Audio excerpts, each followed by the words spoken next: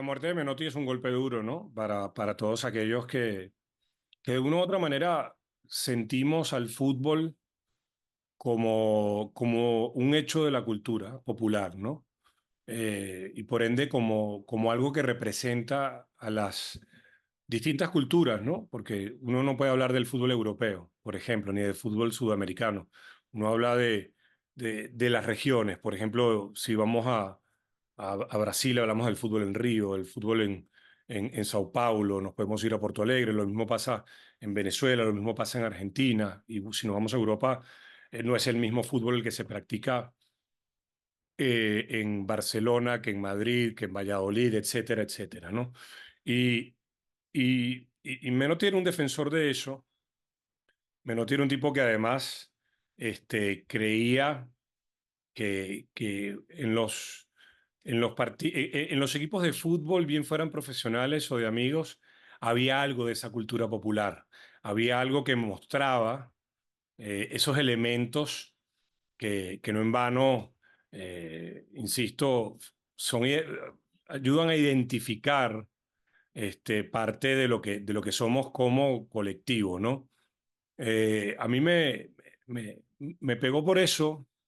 Creo que es una pérdida tremenda, además porque estamos hablando, insisto, de un entrenador que defendió el fútbol como un juego, porque el fútbol es un deporte, ¿no? Obviamente competimos, obviamente tiene todos los elementos del deporte, pero es un juego, tiene un reglamento, tiene, tiene una cantidad de estrategia, de táctica, y por ende es un juego, pero su defensa era al fútbol como promotor de ciertos valores, ¿no? De un juego que nos obliga a cumplir el reglamento, un juego que además promueve la picardía, la creatividad, juego que además nos enseña a dejar de ser yo para ser nosotros, como dice el maestro Paco Seirulo. Y ayer en Twitter, lo único que yo pude hacer, porque era recuperar ese libro Fútbol sin trampa, en el cual él va dejando una serie de frases que a mí me conmueven mucho. Por ejemplo, él le decía a Ángel Capa, que es con quien él saca ese libro, dice, y abro comillas, fíjate que un equipo de fútbol siempre identifica algo, una barriada, una esquina, o más simple todavía, un grupo de amigos. No importa la trascendencia que esto tenga. Y en una sociedad como la nuestra, donde las clases trabajadoras viven presionadas, sin la alegría de vivir por algo más que un plato de comida, el fútbol se convierte en el medio idóneo para experimentar algo tan importante como es el orgullo. Cierro comillas. Y si bien es cierto, esto lo escribió Menotti en el año 86. Fíjense que cuánto de actual tiene, que cuando estábamos en medio de la terrible pandemia del COVID-19 y que empezamos a recuperar ciertas libertades.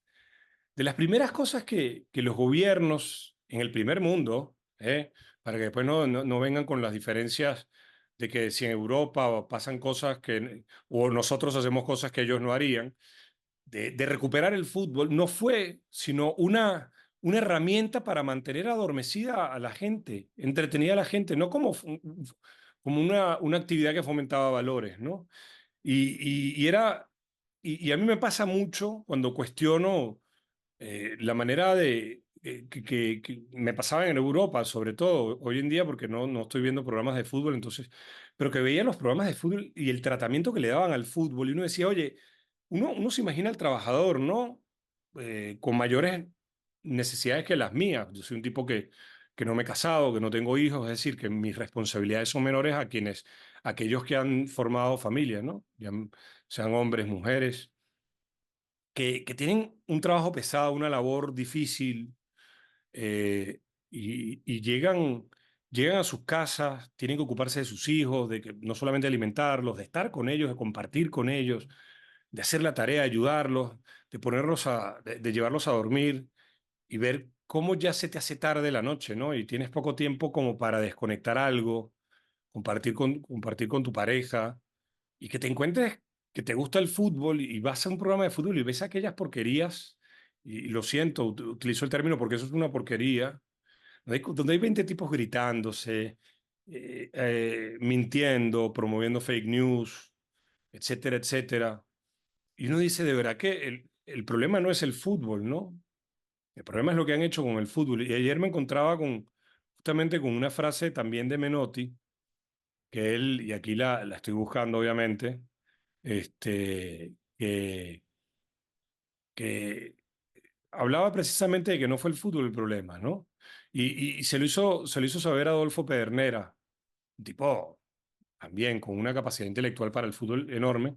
Y decía Menotti en ese libro, Pedernera fue el primero que me hizo entender que el fútbol no estaba tan podrido como yo creía. Él supo como nadie antes que el fútbol no existe, que son hombres que hacen fútbol, como son hombres los que escriben y los que hacen música. Y retomar eso me hizo volver a pensar en el fútbol, ¿no? Somos nosotros los que hemos hecho del fútbol esa especie de, como dijo Juan Manuel Lillo en su momento, consolador social, y como nunca antes, durante el reinicio de ciertas actividades tras el confinamiento, se utilizó el fútbol precisamente para ello.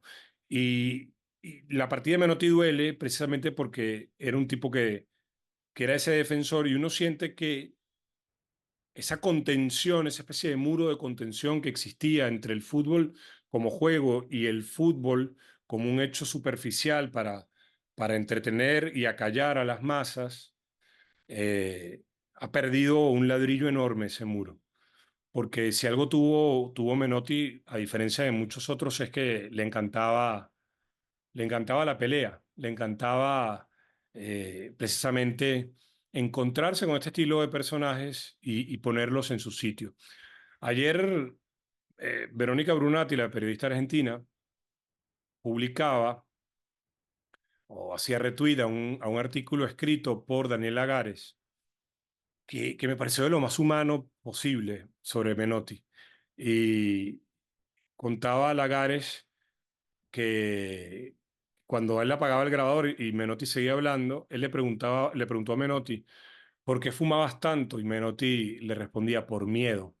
Y eso no hace más que darnos la dimensión humana de ese personaje, que al final de todo, aun cuando son personajes que son muy grandes, no eran más que seres humanos. Y hoy un amigo que también el mundo del fútbol le debe mucho, me decía, a mí la posteridad es como una señora con ciertas facultades que yo sé que no voy a poder llegar.